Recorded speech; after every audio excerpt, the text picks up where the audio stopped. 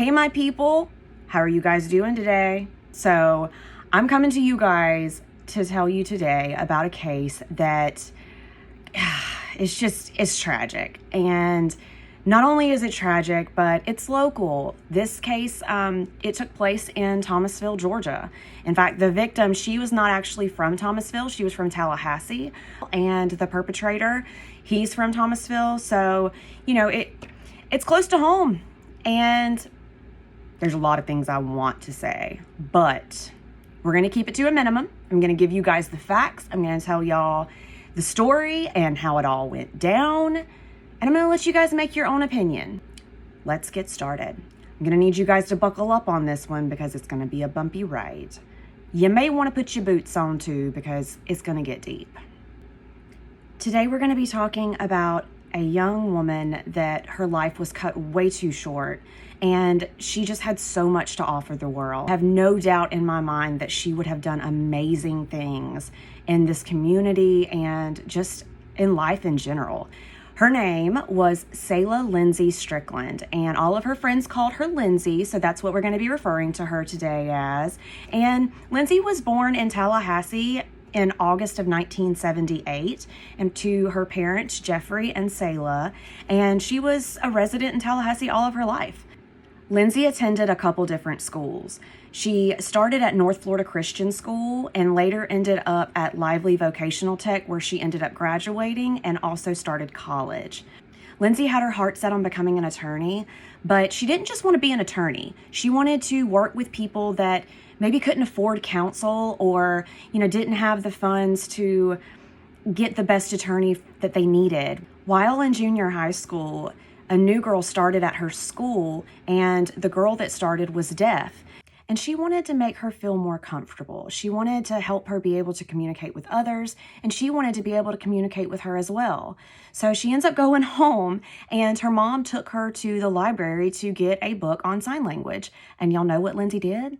She learned sign language so that she could communicate with this new girl and make her feel welcome and comfortable. She had such a strong will. If she was going to put her mind to something, she was going to do it. I mean, she was a go-getter big time, and nothing got in her way. I love that. She had this infectious laugh that anytime that she would laugh, it would come from her belly, and anybody around her or in the room that heard her, they would end up laughing with her because she just had this infectious joy about her that everybody wanted, and you couldn't help but get in on it whenever she was around. So up until Lindsey was about 19, she had only dated one person, and they dated for several years. And during that relationship, he just absolutely loved her and she absolutely loved him. But Lindsey was young, and so was he, and he wanted to make sure that Lindsey was able to spread her wings some before she settled down. And so they decided to take a break so that she could get more experience, live her college life some, date other people if she wanted to, just live her life a little bit before she went and settled down. And plus, Lindsey had a lot going on. She was not only, going to college, but she was also working part-time at a bank in Tallahassee. On top of that, she also was going down to Panama City to take classes occasionally for the bank. So she was a very, very busy girl. And she also had a car. She had a blue metallic Firebird. That's right, a Pontiac Firebird. Beautiful car. And it was somewhat of a rare car for this area. Not a lot of people had these. And so it was definitely an eye-turner. Just saying. It was a pretty bad car. Just saying. During this time in Lindsey's life, she started going out some with friends and just, doing the girl thing, doing the things you do in college, just having a good time. And so some of her friends and her, they ended up going to Halligan's in Tallahassee.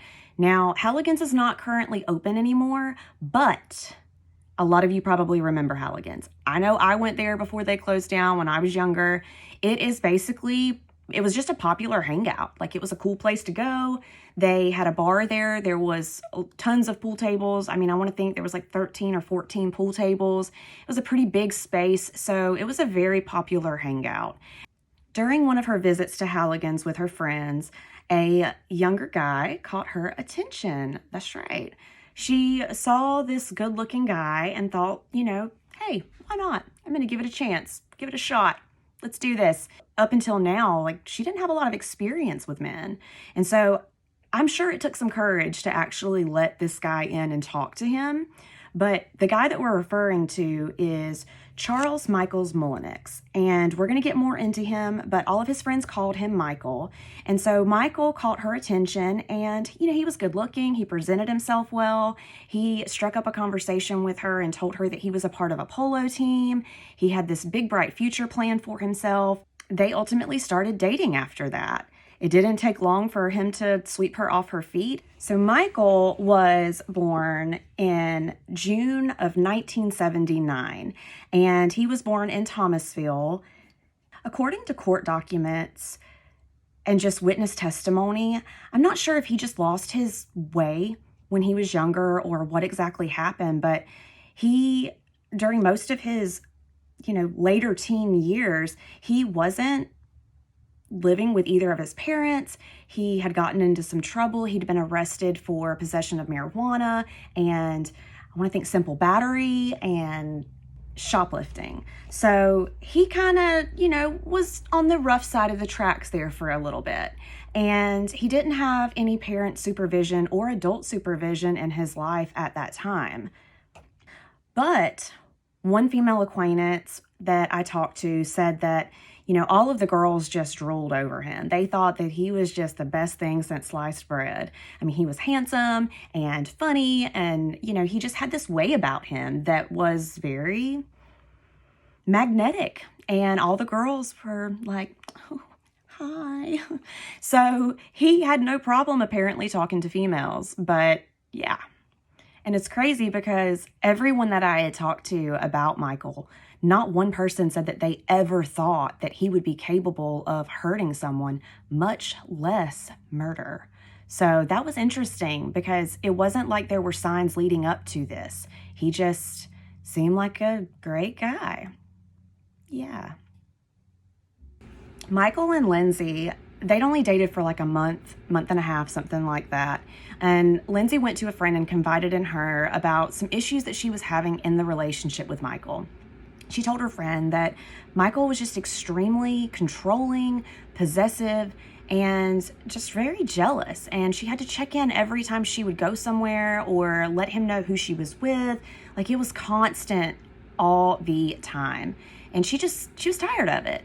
And I'm sure there were some other red flags there too that I see, and I'm not sure if those were included in her conversation with her friend, but we'll get into my red flags in a moment. But yeah, so she was telling her friend about all this stuff, and she's like, I just want to break up with him. I'm not happy anymore. I don't feel like this is working. So she and her friend talked, and she planned to break up with him the next time that she saw him. Now, one of the red flags that I saw right away is he constantly had her car. Like, I don't mean, she would go over to where he was and he would drive her around. No. I mean, while she was having this conversation with her friend, he had a girl that he was talking to. Another red flag there. Just a little red flag. He wasn't faithful either, by the way, guys. But yeah, so he had a girl that he was talking to in the back seat while his girlfriend's having this conversation.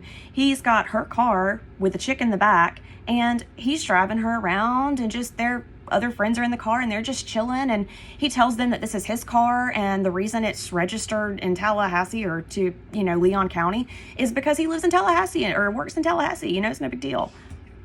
Yeah. He also didn't have a place of his own. Now, I'm not saying that it is not okay to be young and not financially stable right off the bat. That is not what I'm saying, because I think all of us have gone through rough times. But this guy, Michael wasn't living with family. He wasn't living with relatives. He wasn't paying dibs on his, an apartment with somebody. He was crashing at whoever would let him crash on their couch. And it really almost seems like he just didn't have a lot of motivation to get out there and do better for himself. I don't know that for sure because I don't know what was going through his brain, but I'm just trying to put pieces together here. But he did not have a place of his own or a room of his own.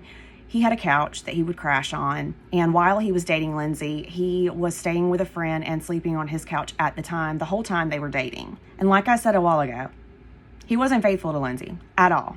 And when I tell y'all at all, I know of 2 women that he was talking to while he was with Lindsey. And I mean, it wasn't like they were together for a long time. They were only together a month to 2 months. My thing is you can't blame it on the fact that, you know, things aren't working out and y'all have been together for so long and y'all are fixing to get divorced or split up or whatever. And so you just slip away. I mean, that they're still in the honeymoon stage at that point. Like, if you're already stepping out of the relationship at that point, just walk away. I don't know why he didn't walk away, but I really wish that he had of, because I don't know if he just stayed with her because it was convenient and he could use her car anytime he wanted to and she never would fight back about it, or if it was because he could control her and manipulate her since she didn't have a lot of experience and when it came to men and relationships and stuff. I don't know what it was, but he definitely was using her and abusing the relationship to his advantage. I just really hate that this smart, beautiful, funny girl with such a bright future ended up with somebody that ultimately manipulated and used her and obviously didn't care about her, because if he did, he wouldn't have been treating her the way he was and he wouldn't have been cheating on her constantly. Like, she deserves so much better. She deserves so much better. So on the day of Lindsey's disappearance, y'all, like, this is how crazy this is. On the day that Lindsey is murdered, Michael and Lindsey, they end up taking her grandmother grocery shopping. He goes with them, takes them grocery shopping, unloads her grandmother's groceries. Just like, he's such a good manipulator to make people think that he is just this fantastic, you know, guy and this great boyfriend and that he just cares so much. And after taking the grandmother to the grocery store and going and unloading her groceries for her, that evening, Lindsey and her brother end up going with Michael and they're headed to Thomasville in Lindsey's car. I don't know where exactly, but along the way, they were arguing and Lindsey's little brother ended up getting dropped off at either a friend's house or a relative's, and he remembers that they were arguing, but obviously her brother did not think that she was in any kind of danger or, you know, violent, any kind of danger or anything like that. So we're going to fast forward to a few hours later that night. It was around 11 p.m. when Michael shows up in Lindsey's car to a local hotel, and he's alone. And he goes into the hotel, to the lobby, and he's wet, he's dirty, he looks kind of disheveled, he's got some nicks on him, you know, stuff like that. He asks the hotel clerk if he can use their laundry services, their laundry facilities, the washer and the dryer. And of course, she's like, I imagine she was probably like, no, like, you don't even have a room here.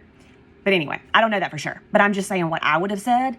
But anyway, so he gets turned away and he goes to a friend of his house. So we're going to call this friend Bob, just to protect Bob's privacy. So the rest of the story, this will be Bob. Okay? Okay. So he drives to Bob's house and he finds that Bob's not home, but Bob's family's home. Bob's brother's there, his mom's there, and this house was kind of like the everybody goes to house whenever you need something. They had an open door policy. It was just like mom and pop's type place. So he goes to Bob's, and while he is there, he asks if he can use their washer and dryer. And obviously, like I said, he's looking a hot mess. And he tells them that he has fallen into a puddle or a pool of water or some mud or something. And they don't question him. Whatever. They end up letting him use the laundry services while he goes and he takes a shower.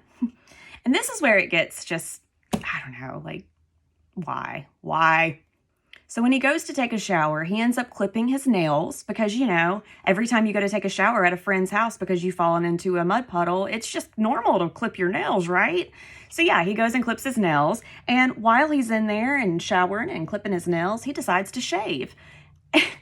And not only just shave, but he shaves twice because, you know, everybody does that, right? We shave twice. And then he's like, hey, y'all, can I borrow a couple Band-Aids? From the mud puddle and stuff. I got a couple nicks and scratches. Yeah. After getting presentable, Michael and Bob's brother, they decide to go where Bob is. So Bob is down the road down there, and he is celebrating his birthday. There are probably 100, 150 people there, all celebrating. And while they're celebrating, Bob's brother and Michael end up driving on over. Well, partygoers and witnesses there that saw Michael that night, they said he acted completely normal. Like nothing was off. He didn't act like anything was wrong, didn't act like suspicious, nothing. And he also didn't ever mention his girlfriend, which from the sounds of it, he probably didn't talk about his girlfriend very much anyway, because it probably would have gotten in the way of him talking to other girls that he was talking to while he was with Lindsey. I'm trying to keep my personal opinions to myself, but yeah. Basically, he was cool as a cucumber the whole time he was there, though. I mean, nobody could tell anything was up. Everything went fine. They partied, and they all went back and crashed at Bob's house. Well, the next day, after not hearing from Lindsey and not being able to get a hold of her, Lindsey's family reports her missing. Obviously, her car's missing as well, and the family knows that she's dating this Michael, this really sweet, amazing young man who's got such a bright future and just is the best ever. Whatever.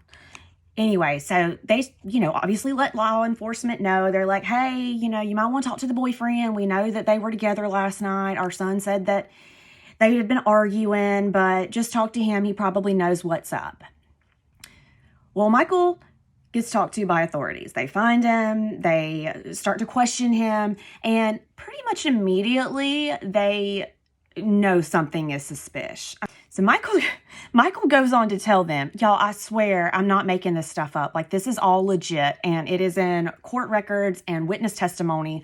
But he goes on to tell police, as they're questioning him, that yes, him and Lindsey, they got into this horrible fight the night before. It was a really bad argument, and they were in a gas station parking lot in her car, and just strangely, she decides that she's had enough, and she gets out of the car. She doesn't take her shoes with her. She doesn't take her purse with her. And then she jumps in the car of a stranger and drives away into the sunset. And he hasn't seen her since.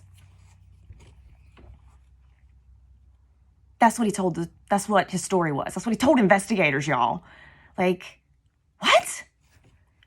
What? Do you really think that anybody believes that?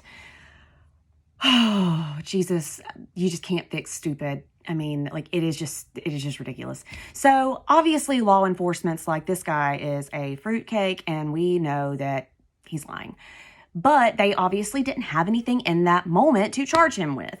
So, because at this moment, she's still just a missing person. They don't know that there's any foul play involved at all.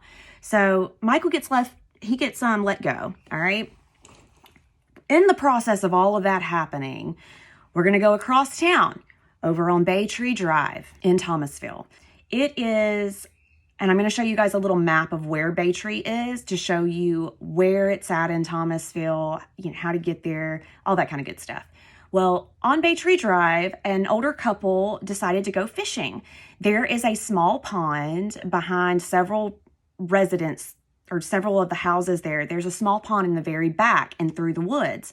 So this older couple, they decided to go down there and, get their pole wet. And the guy gets down there and he's, rigging up his fishing pole. And they notice something floating in the water. And the guy's like, well, what is that? And the lady thought that it was a culvert or something like that. So he ends up throwing his fishing pole out there, and he hooks something that's attached to whatever is floating. And as he's tugging it, sadly, it's Lindsey's dead body. And when he tugs on it, he ends up realizing it's her shirt. And when he tugged it, she actually turned over and they saw her face.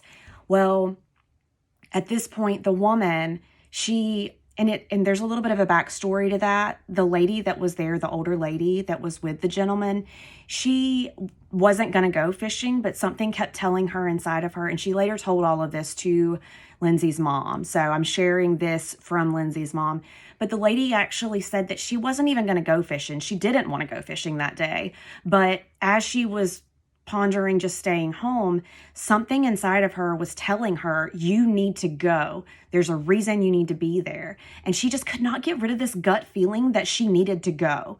And so as her husband's pulling, and then Lindsay's body turns over and she sees Lindsay, she ends up running into the water of the pond to get to Lindsay. And as soon as she gets to Lindsay, she grabs Lindsay and pulls her and embraces this. She embraces Lindsay's body. I mean, it's obvious that Lindsay is dead, and it's just heartbreaking. But this woman said that she knew that that was somebody's daughter, that was somebody's sibling, that was somebody's whole wide world, and that she just could not leave her there by herself, laying there any longer. She had to hold this sweet young woman until law enforcement got there. And that's what she did. She held Lindsay's body to her own and just prayed over this horrible tragedy. Well, law enforcement gets there and they start checking out the crime scene. And there's already several red flags and things that they note and evidence that has been left behind. Some of those things include a curtain sash, as well as they could see where somebody had slid into the pond, like somebody was trying to put the body in there, and they could see how something had slid into the pond. They also noticed that Lindsay's earrings had been ripped out of her ears, and she had several missing nails, where I guess she had like acrylic nails, and several of her nails were actually missing from her hands. So as they're looking through the crime scene, trying to figure things out, they follow this trail. So in front of the pond, like you have this wooded area where the pond's at, and it's directly behind a vacant home. This is where it gets even more interesting. And I don't know about y'all, but I think this is pretty damning evidence myself. I'll let you be the judge.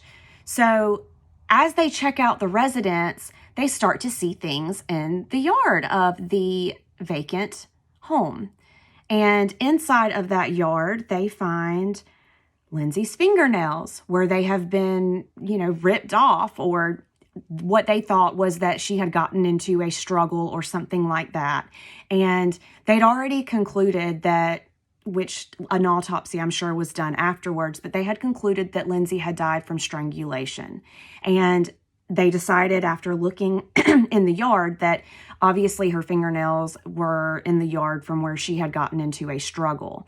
Now, once they got inside the home, it gets even more incriminating, because inside the home, they see that the curtain sash belongs to the other curtains inside of this vacant home. Perfect match. Like, perfect match.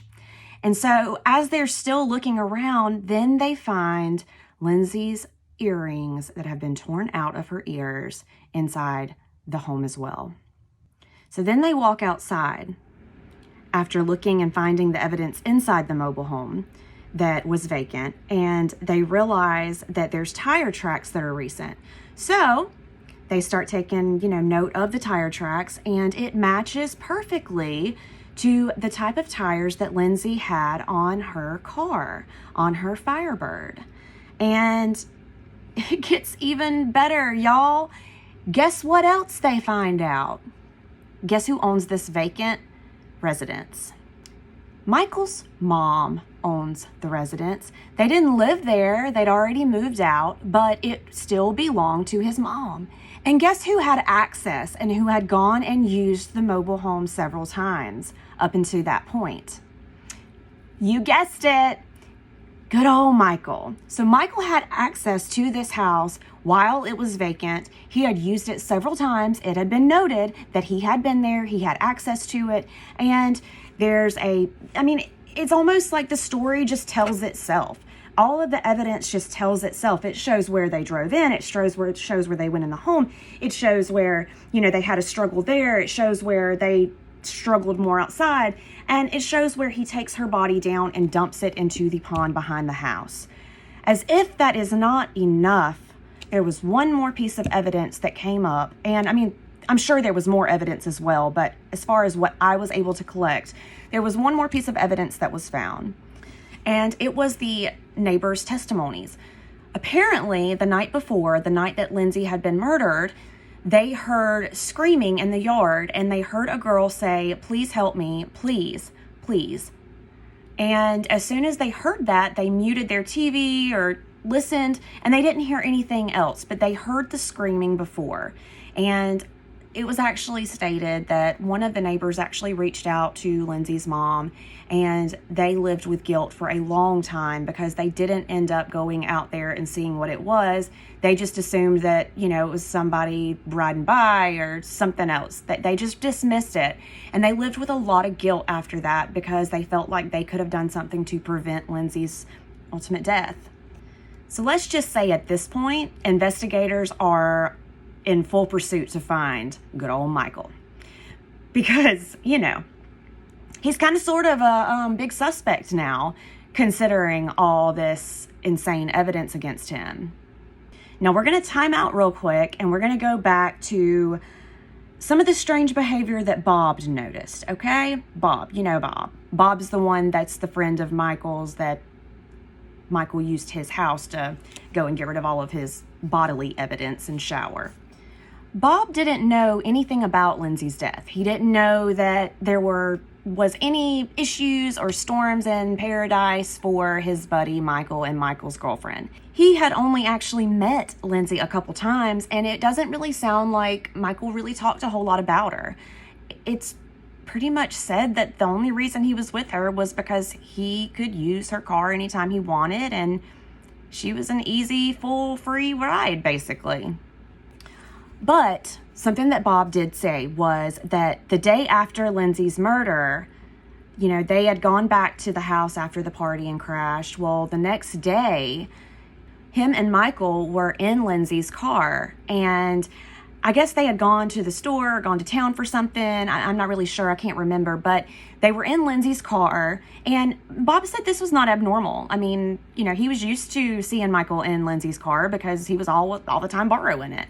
And so they were in Lindsey's car when Michael told Bob that him and Lindsey had gotten into a pretty bad argument the night before, and that he was currently still very upset with her and he was mad at her. Up until that point, Bob said that he hadn't said anything to him. He had no idea. Hadn't said a word. But he did say that something that really stuck out to him, that it kind of explained itself later into the investigation, was after telling Bob that, Michael ends up grabbing some Mardi Gras beads that were in the floorboard, and he takes the Mardi Gras beads and he throws it out the window. Yeah, throws it out the window saying she's not going to need these, basically F her. And at the time, Bob said it just didn't really trigger that. In his mind, he thought, whatever, like they were young and relationships come and go and whatever. Like he wasn't that invested into whatever was going on. He did not realize that that statement actually meant that she's not going to need those beads anymore because she's dead. He had no idea. Bob was just along for the ride, literally, One of the reasons that moment stuck out to Bob and stayed with him for years and years to come, even to this day, is because he later found out that the Mardi Gras beads that Michael had thrown out the window were also the beads that ultimately Michael used to strangle and kill Sweet Lindsey with. Yeah. Well, anyway, after getting back to Bob's, Michael and Bob decide that they're going to go down to Halligan's and play in a pool tournament.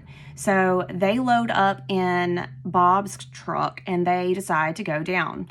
Well, once they get to Halligan's to play in the pool tournament, back then, we didn't have cell phones and stuff. So somebody in Bob's family ends up calling Bob on his bag phone, which, it's not like this, it's more like this. Y'all know about that. Maybe some of y'all don't because y'all too young, but yeah, look up a bag phone. You'll understand. It's huge. But yeah, so one of his family members that lived in the home ends up calling Bob, and they're like, dude, listen, GBI and law enforcement are basically covering our entire yard, and they're looking all over and into and around your buddy's girlfriend's car, and they are now going through our house like they are trying to find some fugitive or something. What is going on? As that was happening, come to find out, GBI and law enforcement were confiscating the washer, the dryer. They even confiscated the drain trap thing, like the bottom of the drains and stuff, from where Michael had taken a shower at their house. And that was in 1998, y'all. Like, that's crazy. That's awesome. I think that's absolutely awesome. But it's just cool that, even that far back, they knew to test that kind of stuff, and that they had the technology and the expertise to do something like that. I think that's pretty cool. So before the pool tournament was able to start, good old Michael and his very unknowing friend, Bob, they're just standing there like, I'm sure they were in a pretty heated conversation, because Bob's probably like, dude, what is going on? Like, you got something to tell me? Well, about that time, the FBI and, law enforcement swarmed the building like they're, the SWAT team or something, and they take down Bob and Michael. Well, obviously they arrested Bob too, because he was with Michael, so, they didn't know who killed Lindsey at that point. They were pretty sure they knew, but because he was with Michael, they had to treat him just like they did Michael. So both guys ended up getting arrested. Well, while they're being interrogated, Michael, being the awesome good friend that he is and the stand-up dude that he just is, he ends up telling investigators as they're questioning him that he don't know what's going on. It's he ends up actually blaming his friend for the murder. He's like, oh yeah, Bob did it. Bob did it. I don't know why he did it, but Bob did it. Like, what a dirtbag. Like, you're a really crappy friend. Not only are you a crappy boyfriend, but you're a really crappy friend too. So yeah, he ends up trying to blame Bob for the murder. And then he goes on to say, after he changes his story and said that Bob ended up helping him move the body. Poor Bob is over here in another room, and he's just like, what is happening right now? Like, oh my God, what? Completely lost, has no idea what is going on. Well, it didn't take long for authorities to figure out that poor old Bob, he didn't have anything to do with it. And none of the evidence they had pointed towards Bob or toward him, being involved in any way. And so they end up letting Bob go. An indictment was returned on, I want to think it was September 9th. Yeah, September 9th of 1999. And it basically charged Michael Molinax with malice murder and theft by taking a motor vehicle because of the fact that he had kept her car. Trial was held on May 15th, 2000, and it only lasted a couple days, which was kind of odd to me, but it only lasted for a few days. The trial ended on May 19th of 2000.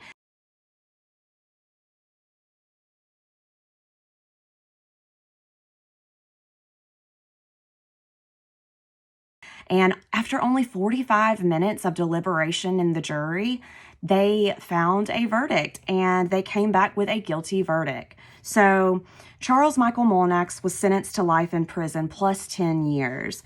And he tried to file several appeals about his case and tried to say he didn't have a fair trial, tried to say he didn't have fair counsel, tried to, knock some of the evidence that he said wasn't legit. But none of that really added up to a whole lot or changed his sentencing or anything like that. And he is currently serving his time at Macon State Prison.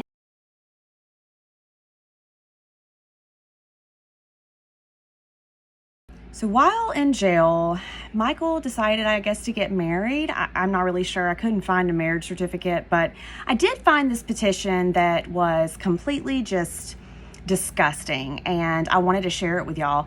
I'm going to post a picture of it right here, and I'm going to read it to you guys because it's just disgusting, and I don't know who in their right mind would think that these words would be okay. Not only did this supposed wife of Michael decide to write this petition to get her husband out of jail, but she also didn't even call the victim by her real name. She messed her name up, and just the lack of empathy and remorse or value to human life is pathetic. But it says, and please excuse the grammar because she obviously did not proofread this first, but she said, "I need your help in signing this petition because Charles Michael Mullinex has served 14 years on a murder charge, and who's to say that he is not ready for the free world if not given a chance to prove himself? Mistakes are made in life, but there is one thing that we all have to understand. The final judgment comes from one person, and that is God himself. I'm sorry for the loss of Sarah," which is not her name, FYI. It's Lindsey. "And my prayers go out to her family." But anytime you put "but" after something like that, it cancels out whatever you just said. The prayers go out to the family, but that means nothing. Like, you just totally canceled that out. But it says, "But keeping Michael in prison like he is," yeah, that's her typo, "like he is not making a life for his family as well. He has served his time, and it could and would not put life back on earth. But we should never judge from what we think, but from what we really do know," which is also spelled incorrectly. "Please sing this petition." If y'all want to sing it, you can, but I'm pretty sure that nobody would like to listen to a singed version of this. That's right. Let's sing it together, y'all. "To help us to bring Michael home, and I promise you, he won't be a threat to society in any way. The family of Charles M. Mullinex really needs your support and help. Thank you all, and may God gratefully bless each and every one of you." Now, I'm just going to say this. There are so many things wrong with this petition, y'all. Like, it just makes me literally sick to my stomach. The fact that she's saying mistakes are made in life, like killing Lindsey and strangling her to death and covering her body and throwing her in a pond like she meant nothing, or that was just like a piece of discarded trash. The fact of saying that that's just a simple mistake that people make is disgusting. And the part where she says, "I'm sorry for the loss of Sarah." That's not her name. That's not her name. Then she goes on to say that keeping Michael in prison is not going to put life back on earth. No, it's not. But that's why people get put in prison, because they take life away. That is the whole point of being in jail for murder. Then she goes on to say that she promises that Michael will not be a threat to society in any way. I'm pretty sure that that has been proven false just by what we have seen in his past records. Y'all, I just can't. I just can't. This petition just blew me away. And not in a good way. I just had to share that with y'all because even behind bars, he's still able to somehow manipulate somebody into thinking that his actions were just a mild mistake. This poor woman that he convinced to marry him. Bless it. Just bless it. Bless it all. So he's up for a parole hearing next year. And one of the things that, Lindsey's mom has done since Lindsey's death is she has really tried to make sure that he does not get out on parole, because if he does, she just knows in her heart that he's going to hurt somebody else. Maybe not murder somebody, but with somebody like this that can just flip this switch to go from, like, he did such a good job at pretending to be somebody he wasn't. He was, in my opinion, he's a true psychopath. I mean, for him to be able to manipulate so many people into believing that he was a certain way, and yet he's just too good of a liar. Somebody like that doesn't need to be out in society, because God knows what they're capable of. So one of the things that she did ask me to say in this video as I was sharing Lindsey's story is she encourages anyone that feels like they can or would like to send a letter to the parole board, because that's something that would mean a lot to her, her family, and to Lindsey. You know, domestic violence is something that so many struggle with, and this particular case is one that shows you just how deadly it can be if not addressed in the correct way or in a timely manner. So if you would like to send a letter to the parole board on behalf of Lindsey, then I'm going to put the address in this video, probably in the description. So feel free to do that. And you can message me and I'll give you more information about that as well. Lindsey was taken by just a cold-hearted man who had zero remorse or empathy for her life or human life in general. He didn't care that she had a bright future ahead of her or that her death would cause so much pain for so many people, especially her family. I really feel like Lindsey was an angel on earth. You know, her memory will live on in all the hearts that she's touched and the hands that she held and helped. And I hope that her soul rests in peace forever. And I hope that her memory can help other people that are going through domestic violence or are in a relationship that is not healthy and they don't know how to get out. There is help out there. Do not feel like you have to stay. If you're being abused or, you know, you see certain signs, talk to somebody. If you're seeing on the outside looking in, do something, say something. Don't stay quiet, because you could be the person that stops something from happening to another person. Lindsey died at age 19. So young, so young. And she was laid to rest in Tallahassee at Coley's Meadowood Memorial Park. And, you know, she was survived by her mom, her dad, who she was very close to. She had one sibling, a younger brother, and she absolutely adored her younger brother, and he adored her. She also left behind her maternal and paternal grandparents, who she was also very close to. So it was just a very tragic loss for so many. It was just a wasted life at such a young age for somebody that could have touched and helped so many people. And so I just want to say thank you for listening to her case, and thank you for listening to her story. I really got close to Lindsey's mom in this process of learning about all this information and learning about her life.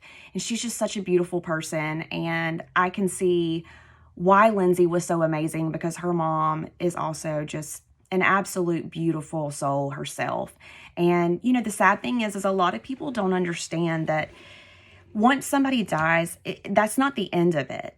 Like, the families, they have to survive through whatever comes after that.